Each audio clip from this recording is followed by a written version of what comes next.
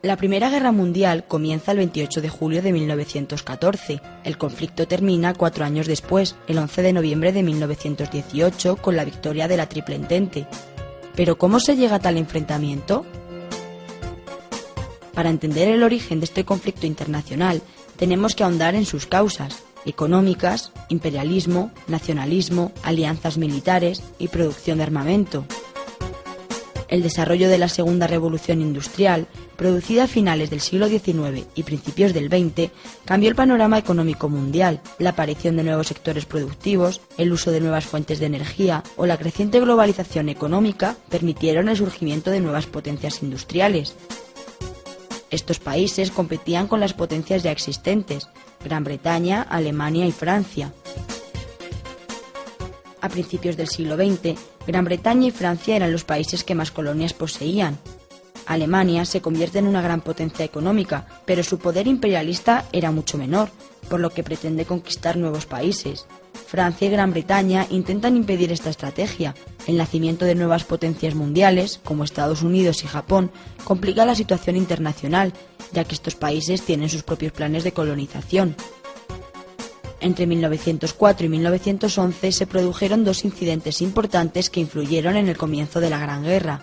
Nos referimos a las crisis de Marruecos, país en el que Francia tiene pretensiones coloniales y que Alemania usó para conseguir sus aspiraciones imperialistas.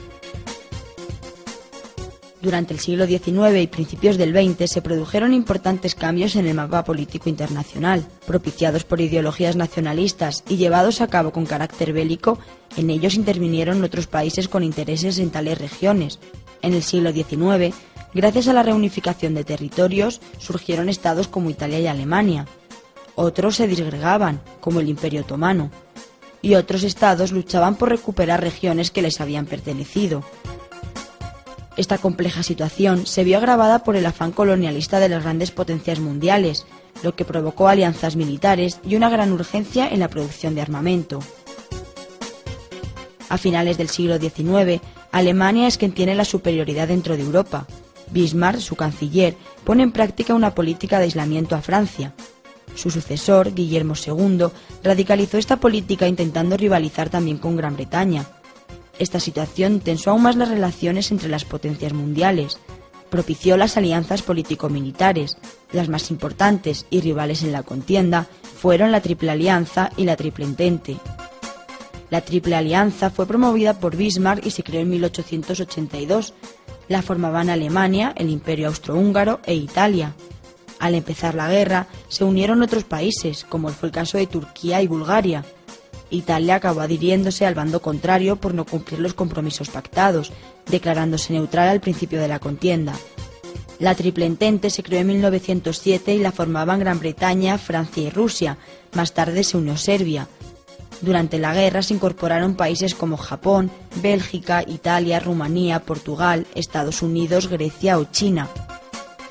El 28 de julio de 1914, Austria declara la guerra a Serbia, lo que provoca la intervención de sus aliados en el conflicto. El ambiente de tensión que respiran las relaciones internacionales provoca que los estados aumentasen sus gastos militares y su producción armamentística, aprovechándose de las innovaciones tecnológicas de la Segunda Revolución Industrial. A esta época se la denomina como la paz armada. Se trata de un periodo en el que no hay conflicto bélico, pero en el que los países se preparan para uno.